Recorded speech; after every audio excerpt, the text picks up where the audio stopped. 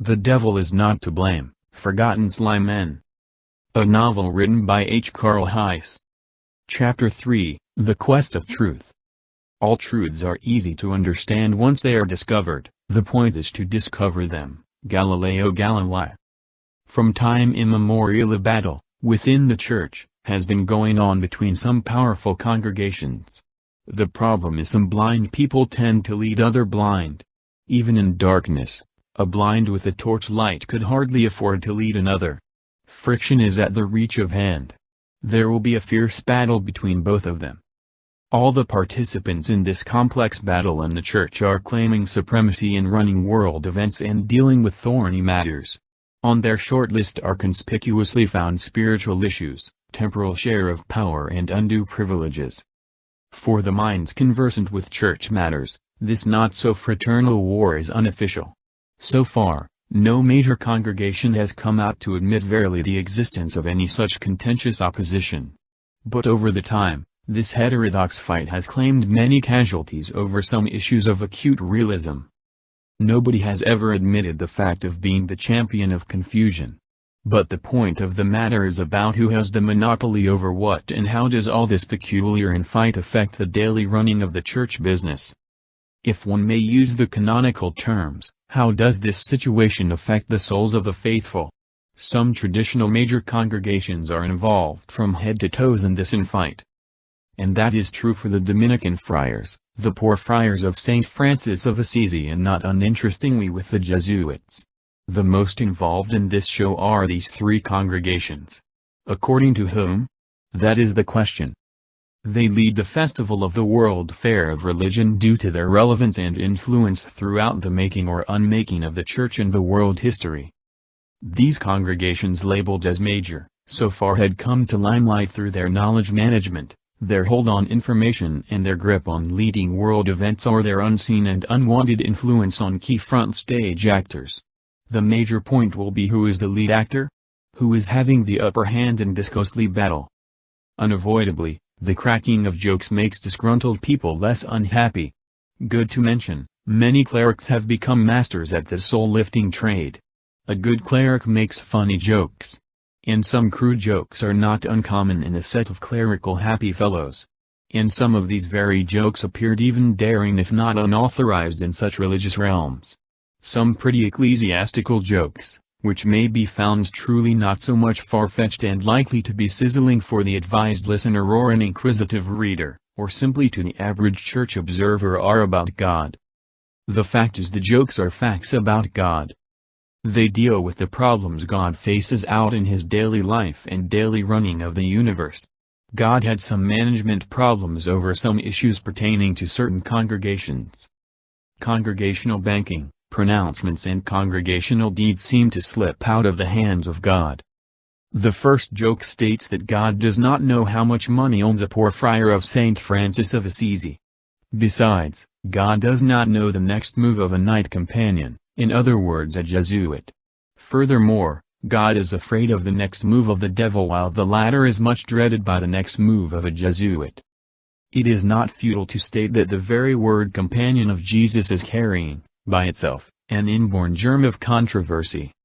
The controversial character of many companions, starting from their noble founder through the centuries and in many places, had not created conditions to ease the growing resentment toward the Jesuits. The papal suppression ad tempus of the Society of Jesus was an early ominous sign. Are the other religious syndicates not companions of Jesus?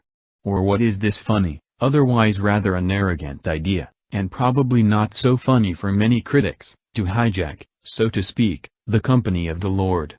The 13th commandment is clear. Thou shalt not seize the exclusivity of the Lord's company. Which book? You are tempted to ask. Mind your language. And over the times, many Jesuits have brought their names forward by the divisive stands they have taken on moral issues and some pronouncements they made. The echo of these divisive moves is still resonant. The moves of the Jesuits may not be so revolutionary quod erat demonstrandum. Even their speculative activities are beyond the fathoming of God. They were credited for many controversial moves less expected, less envisioned. Cases of the controversial Jesuits are legion. Not to cite but one, the great missionary Matteo Ricci, who made lasting memories in China. There, he did not hesitate whatever the occasion avails itself to convert Chinese literati to Christianity by making some unprecedented and most endearing moves. He gave equivalence in Catholic faith between Eastern Chinese and Western rites. The move was suspicious to many, the Dominicans on top. It led with much ado about nothing, to the eponymous Ricci controversy. But compared to other Jesuits at the centers of future controversies, Ricci is simply seen as a non-enfant chore. As if handling issues associated with the bank accounts of a poor Franciscan friar and managing the next moves of a Jesuit were not enough, God had to look into issues pertaining to the speculative trade of the Ordo Predicatorum. That such hectic task of God is how to follow the Dominicans in their inquisitorial quest of truth. It is not uncommon to meet cases of the Dominican friars with new ideas, unquestionably the fruit of their contemplative quest for the truth. Maybe this effort, not always acknowledged, is made out of necessity to give a trial answer to Pontius Pilate's question addressed to Christ Jesus. Truth? What is truth?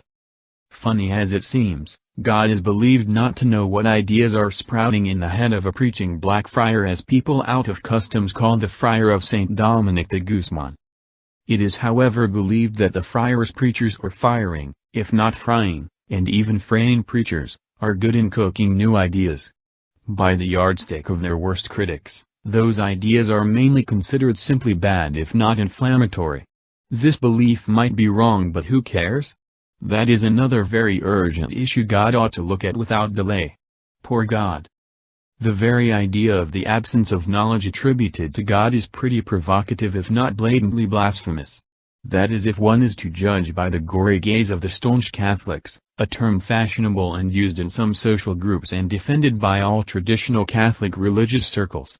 Such claims, for the fictional mind, are simply a gross outrage to the majesty of God, punishable by hellfire. But for the minds too open to light, or as rightly phrased by the unbiased spirits, liberated from the yoke of cultural conditioning and religious autarky, it is fun-giving and quite entertaining to indulge in the exploration of the topic of an ignorant God. What funny idea to talk of an ignorant God. What could be possibly funny about an ignorant God, by the way? Which God are we talking about at all? God is ignorant of what? Maybe, moronic bigots, that would have been the first questions to ask prior to feeling overly offended. The quite idea that God does not seem to know is very interesting. He is however not alone in that predicament, where he enjoys the notable company of the Jesuits on pulpit, the Dominicans in pulpit and the Franciscans out of pulpit. A Jesuit before his going to the pulpit does not know what he is about to say, whereas a Dominican while on pulpit does not know what he is saying. There is therefore a permanent fear, from the church authorities, that the audience might be perhaps taken aback by the next move of a Jesuit.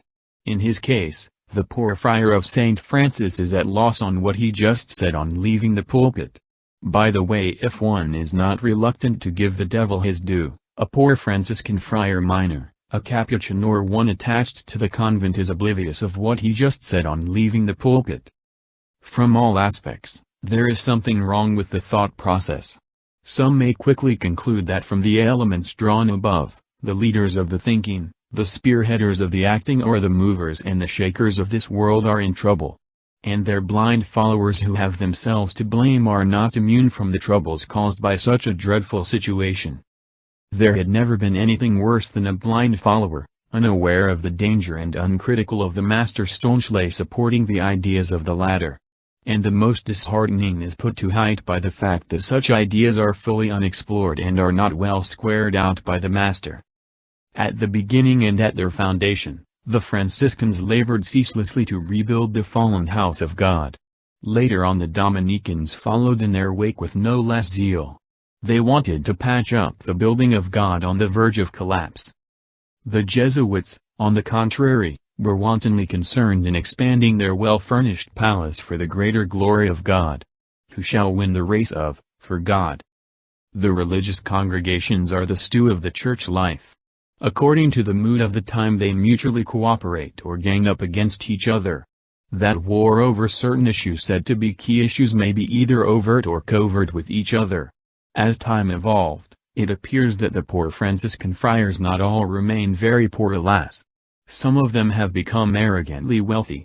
These are more monkish and have left the front stage of the show to the fiery friars preachers and to the controversial companions of Jesus. The buoyancy of the latter is not disputed. And they do more often than not cover the headlines of newspapers with the timely daring moves, often themed controversial if not thoroughly unchurched. Should God be in danger one dark morning, what will happen?